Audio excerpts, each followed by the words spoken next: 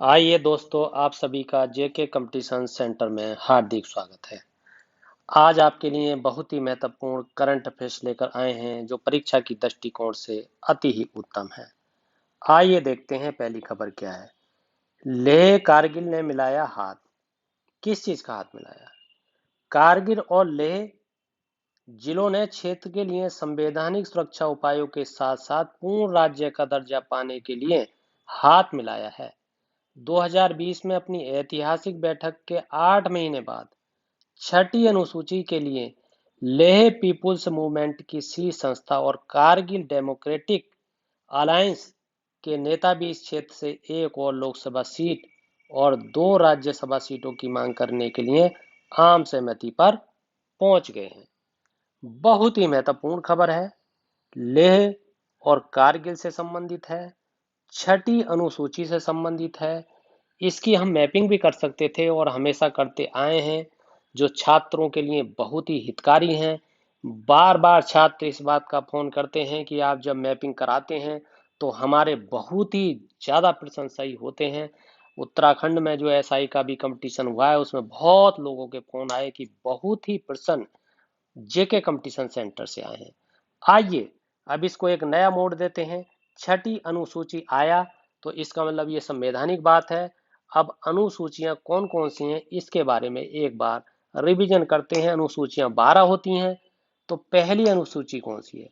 अनुसूची पहली, इसके बारे में प्रकाश डालते हैं और बताते हैं, जिसमें संघ और राज्य की सूची के बारे में बताया गया है, सीमाओं के बारे में बताया गया है। अनुसूची एक है ये, एक। अब अनुसूची 2 क्या है इसके बारे में भी। अनुसूची 2, 2 में वेतन और भत्ते हैं। ये आपको ध्यान रखना है, वेतन एवं भत्ते का जिक्र आए तो आपको 2 पर निशान लगाना है। अनुसूची 3 क्या है? 3 में, अनुसूची 3, 3 में शपथ है जिसे ओथ कहते हैं, इसका वर्णन है। अनुसूची 4 में क्या है? संक्षेप में लिखते हैं। अनुसूची 4 में क्या है? राज्यसभा की सीटों का विवरण है।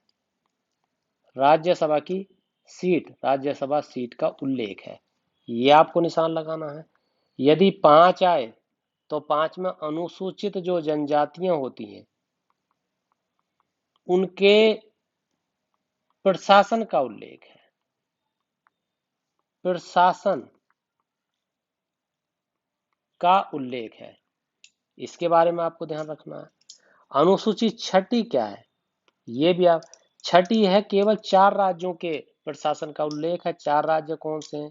जैसे असम है, मेघालय है, त्रिपुरा है, मिजोरम है। ये आपको ध्यान रखना। अब 7 क्या है?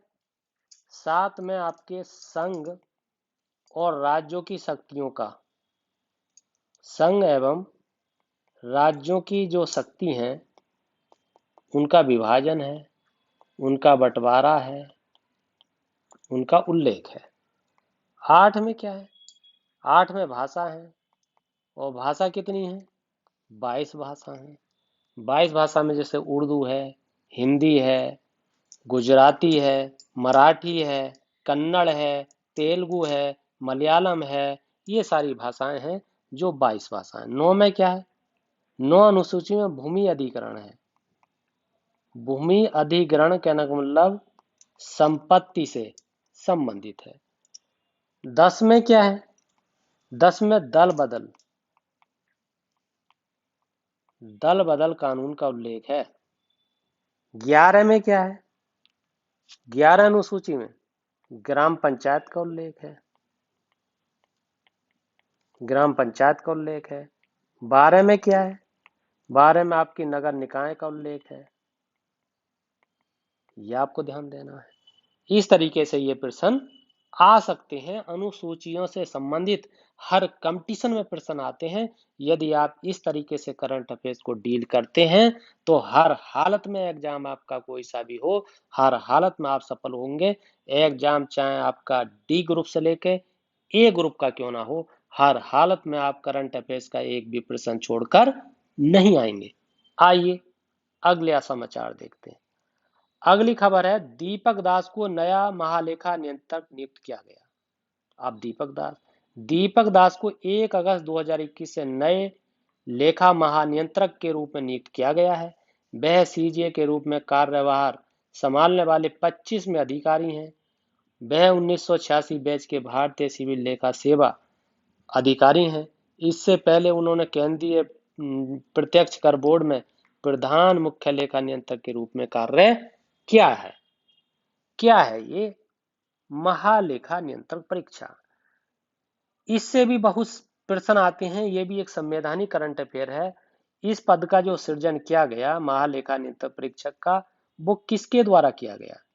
किसके द्वारा? ये महत्वपूर्ण, किसके द्वारा किया गया?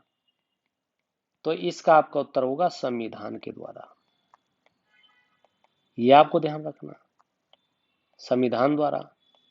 अब संविधान में जो किया गया उसका उल्लेख किस अनुच्छेद में? किस अनुच्छेद? अगर ये पूछा जाए तो 148 अनुच्छेद है। ये इसका कितने वर्ष तक समय सीमा होती है? वर्ष यानी समय कितना होता है जिस पर ये पद पर रह सकता है? तो 6 वर्ष पर होता है। या फिर ऐसे मान सकते हैं 65 वर्ष, जो भी पहले हो उस तक ये बना रहता है। ये किस समिति के द्वारा जुड़ा होता है? अगर ये आ जाए समिति, किस समिति द्वारा, किस समिति द्वारा जुड़ा होता है? ये भी प्रश्न कई बार बार बार पूछा गया है। तो आपको बताना है लोक लेखा समिति, लोक लेखा समिति द्वारा जुड़ा होता है। ये आपको ध्यान रखना है। अगला प्रश्न हो सकता है, आपसे पूछा जा सकता है कि ये अपना प्रतिवेदन किसे सौंपता है? प्रतिवेदन तो आपको बताना राष्ट्रपति को सौंपता है। ये आपको ध्यान रखना है। अच्छा, अपनी जो लोक लेखा समिति संबंधी रिपोर्ट होती है उस रिपोर्ट को किसे सौंपता है? ऐसे भी प्रश्न आता है, रिपोर्ट किसे सौंपता है? तो वो भी राष्ट्रपति को सौंपता है, राष्ट्रपति को सौंपता है। ये आपको ध्यान देना है। आइए, ये बहुत ही महत्वपूर्ण है। अगली खबर देखते हैं। अगली खबर है एसएएम बच्चों की संख्या से संबंधित राज्य। एसएएम क्या है? जो बच्चे कुपोषित बच्चों की संख्या कहाँ है, किस राज्य में? लिखा है सैम से प्रभावित बच्चों की संख्या, सैम यानी कुपोषित बच्चों से संबंधित संख्या उत्तर प्रदेश में सबसे अधिक है। ये आपकी संख्या दी गई है। और इसके बाद बिहार। देश में सबसे ज्यादा बच्चे उत्तर प्रदेश और बिहार में ही हैं। उसके बाद में महाराष्ट्र, फिर गुजरात, फिर छत्तीसगढ़, उड़ीसा, तमिलनाडु, झारखंड, आंध्र प्रदेश, तेलंगाना, असम, कर्नाटक, केरल, राजस्थान। वे राज्य जहां गंभीर रूप से कुपोषित बच्चों की संख्या नगण्य है, यानी बहुत कम है, लद्दाख है, लक्षद्वीप है, नागालैंड है, मणिपुर है, मध्य प्रदेश है। यहाँ पर बच्चे मतलब गंभीर रूप से कुपोषित बच्चे नहीं हैं। ये महत्वपूर्ण खबर है, ये आपको ध्यान रखना है। आइए साथियों, दोस्तों, मित्रों और बहनों, यदि आपको ये वीडियो पसंद आई है, पढ़ाने का तरीका महत्वपूर्ण और प्रभावित कर रहा है, तो इस चैनल को सब्सक्राइब जरूर कीजिए, लाइक कीजिए, कमेंट कीजिए, शेयर कीजिए, फीडबैक दीजिए। इसी के साथ आपका बहुत बहुत धन्यवाद।